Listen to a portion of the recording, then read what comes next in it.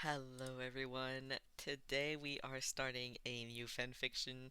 It is Unhealthy Obsession, written by Fiery_Passion on AO3. This is a Spinneraki AU where Shigaraki is a hero and Spinner is his stalker villain boyfriend. I think is the best way to describe it. There are other ships such as Dobby and Hawks, Toga and Uraraka, Kurogiri and Mr. Compress, Kamui Woods and Mount Lady, and Midoriya and Ko and Toshinori, All Might. Uh, well, there are obviously violence in this. As I've said, Spinner will be a bit of a yandere character, so warnings for stalking as well. Um, I really like this fic, so I hope everyone likes it as well. It's not that much of a heavy fic, but there are still um, some heavy topics. Uh, anyways, I hope everyone enjoys. Here is the summary. Shigaraki is a hero, while Spinner is still a villain, but Spinner has taken a special type of interest in the hero known as Dust. One might say it's an obsession. Chapter 1. This is the prologue, actually. A Spinner was in the League of Villains' current hideout, drinking at the bar with a slightly sour feeling within him. He had heard about Stain's capture and was quite bitter about it. Sure, he had full intentions of making sure his dream would become a reality, but it was still upsetting that not only is there a little less of a likelihood of him seeing it, but he wasn't even able to make his dream come to fruition himself.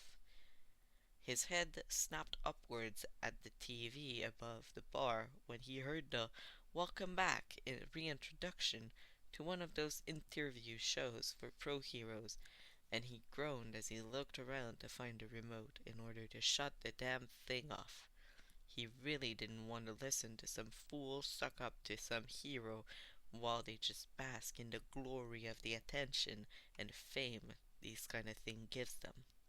He let out another groan when he realized that the remote wouldn't be found by a simple once or twice over search of the room. He really didn't have the energy to bother finding it, so he reluctantly decided to just try and tone the damn thing out. So he just looked at the table and continued drinking. Last time, we interviewed Pro Hero Native in order to shine some light on some of the lesser known heroes in Japan. The interviewer said, a sickening, cheery, and energetic tone. Now, we are interviewing Pro Hero Dust. Hello, Dust. How may you be this fine afternoon? Around their second half, they let the cheer and energy in their voice drop a bit to sound more normal. Now, Spinner couldn't help but take an interest, and his eyes turned to the TV, not being able to help the curiosity towards the hero he never even heard of until now. This hero appeared to be a man with sky blue hair that went down to his shoulders and red as Rose's eye that were directed toward the interviewer, boredom evident in his eyes and made even clearer by his expression and body language. He had on a simple white long-sleeved shirt, along with bright red and yellow upper arm bands and a dark gray bandana. He also had on light gray pants that were rolled up a bit so they weren't in his red, somewhat heeled boots. Along with all that, he had on a light yellow belt with two little bags to the side and a red chain attached to it. He also had on a pale purple fingerless gloves. His face was scared to all hell, mostly under his eyes, and what he could see of his neck also seemed to be just as scarred. He looked as though people would send him lotion as some kind of rude joke. He was slouched in his chair and was using his hand to prop his head up from the side of the chair he was in. Fine, I'd say. It would be better if I weren't here. The hero, Dust, responded. His tone was one of someone who was agitated, and his voice sounded sore, making Spinner question if he needed a cough drop or something. The interviewees squirmed in their seat and cleared their throat. "So, what made you decide to agree to come in for this interview?" they asked. Spinner rolled his eyes and waited to hear some stupid, self-centered response, but no. The response caught him off guard. Well, you filled my inbox every day requesting this interview despite me answering already and saying no.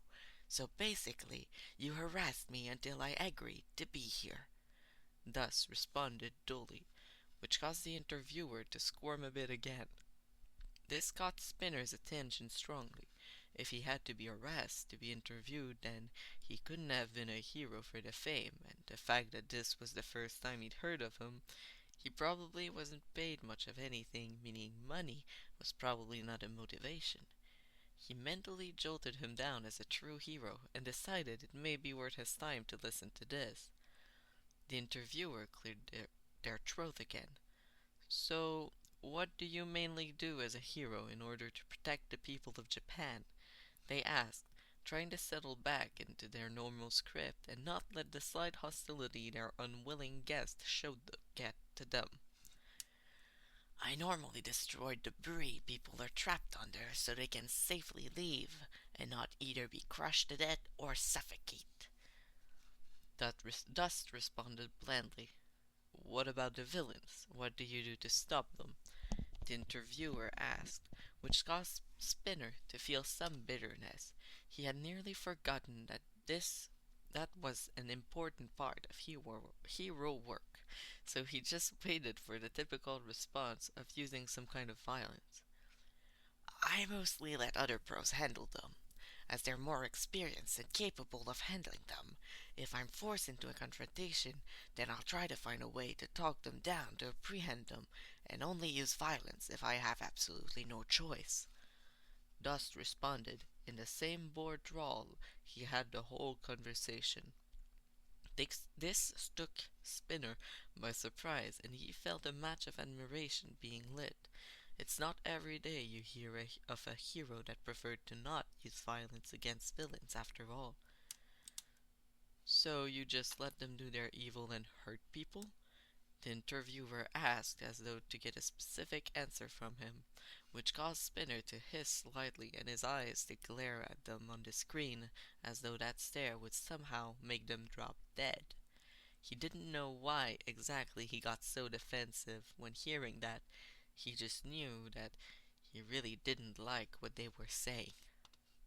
Of course not.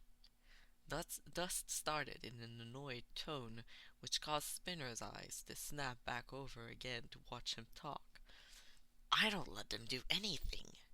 My quirk doesn't lead to combat in a way that would be helpful in apprehending them without causing serious harm, like Kamui Woods, for example. It's safer for them if I focus on just saving people instead of fighting villains, as a slip up could mean a definite visit to the hospital. And as a hero, my job is to keep people safe. The term people extends to villains as well. They may have committed crimes and hurt people, but that doesn't automatically mean they aren't people anymore. He finished. As he went on, his tone slowly took a softer tone. Spinner felt his heart flutter at that. To be thought of as a person, not a monster, not a freak, not a lowly mutt, a person. That match of admiration went on to light a bonfire of pure appreciation, and dare he say, love. At this point, he wasn't really paying attention to what they were saying. It all just kind of buzzed into the background as he focused completely on Dust, studying every scar, every piece of fabric, every movement, every piece of visible skin, every single thing he could see he would carefully study and take in until it was engraved into his mind. Once the commercial started, he quickly searched the hideout for the remote, finding it behind the bar. He rewinded to rewatch it as many times as he possibly could. Once it stopped allowing him to rewind back to Dust's interview spot, he put the remote back and headed into his room and started looking for everything and anything he could find on Dust. He found near to nothing, which both made his heart leap with joy, knowing that he truly gave zero fucks about fame, and filled him with disappointment with not finding much, and most likely not going to find anything later on. He soon went over to his bed and laid down on his back, staring up at the ceiling and letting his mind drift to think of Dust, one of the truest heroes in Japan, possibly in the world. He was so perfect, so pretty, so smart. Everything about him was absolutely what a hero should be. It was at this moment that he knew that there was only one truly unchangeable truth on this world, that he was going to be his, and his alone. And there we go. So this is the prologue for Unhealthy Obsession by Fiery Passion on AO3. I encourage everyone to go leave a kudos on their work. Honestly, this fic is really good. The first time I read this, I did not expect to like it as much as I did, honestly. Um, we really need more Spinneraki content, and this fic is just such a great addition to it. I love how it portrays Spinner as the obsessive villain. He definitely stays an obsessive villain through this, and Tomura being a hero who does not give a single shit about anything other than saving people and doing his job. It's really nice, and he still stays a crusty, dusty gamer, which is absolutely amazing as well. Anyways, I hope everyone has a good night. I will see you in the next chapter.